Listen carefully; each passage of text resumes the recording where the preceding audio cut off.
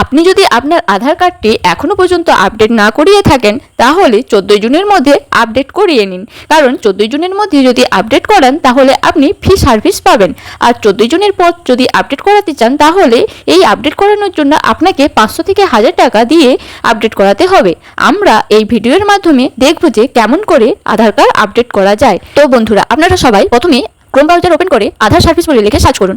Search করলে দেখতে পারবেন প্রথমে Aadhaar service unique identification authority of India, এখানে ক্লিক করুন। ক্লিক করার পর দেখবো এরকম একটি পেজ আপনাদের সামনে আসবে।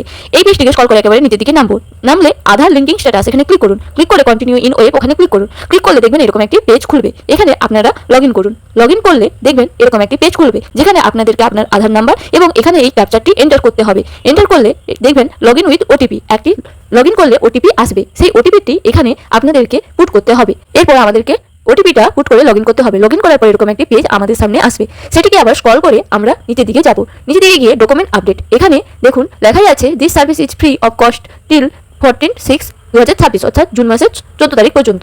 এখানে আমরা ক্লিক করে নেব। ক্লিক করার পর এরকম একটি পেজ দেখবো। তো ওখানে নেক্সট আছে, ওখানে ক্লিক করবো। ক্লিক করলে দেখবো যে সব ডিটেলস আমার এখানে দেখা যাচ্ছে। দেখে আবার নিচের দিকে স্ক্রল করে নিচের দিকে নামাবো। আর ভেরিফাইড দ্যাট ওখানে আবার ক্লিক করবো। ক্লিক করলে এখানে নেক্সট যে আছে ওখানে আবার ক্লিক করবো। ক্লিক করলে দেখবো যে এইরকম একটি আমাকে পেজ শো করবে। শো করলে এখানে please upload proof of identity document, এখানে যে কোনো একটা আইডেন্টিটি ডকুমেন্ট আপনাকে আপলোড করতে হবে। এখানে অনেক কিছুই আছে, যেমন ইন্ডিয়ান পাসপোর্ট, কিষান ফটো পাসপোর্ট। স্ক্রল করে আমি নিচের দিকে দেখাচ্ছি, অনেক কিছুই আছে। আপনারা এদের মধ্যে যে কোনো একটি ডকুমেন্ট আপলোড করতে পারেন। ধরুন আমি নিচের দিকে স্ক্রল করে নিয়ে যাচ্ছি, দেখুন দেখতে পাবেন এখানে ভোটার আইডেন্টি কার্ড বা ই ভোটার আইডেন্টি কার্ড। আমি এটা চুজ করলাম। চুজ করার পর অ্যাকসেপ্ট করলাম। অ্যাকসেপ্ট করে এখানে আপলোড করলাম। তো এখানে সিলেক্ট সাপোর্টিং ডকুমেন্ট, তো ওখানে আপনার ফটোটা দিতে হবে, যে ভোটার আইডেন্টি কার্ডের যে ফটোটা ওখানে আপনাকে আপলোড করতে হবে। তো দিয়ে এখানে সিলেক্ট সাপোর্টিং ডকুমেন্টে ক্লিক করতে হবে। আবার নিচে সেমভাবে please upload proof of address document, এখানেও সেমভাবে আপনাকে যে কোনো একটি ডকুমেন্ট আপনার যেটা পছন্দ হয় সেটা আপনি এখানে চুজ করতে পারেন। ধরুন আমি আবার ওইখানে ভোটার আইডেন্টি কার্ড বা ই ভোটার আইডেন্টি কার্ড চুজ করলাম। এখানে আবার আপলোড করলাম। তো এখানে সিলেক্ট করে আমি আপলোড করলাম, কন্টিনিউ টু আপলোড করে দিলাম। করার পর এখানে নিচে দেখুন এখানে থেকে একটি ছবি আমি গ্যালারি থেকে নিয়ে নিলাম এবং এখানে আপলোড করে দিলাম।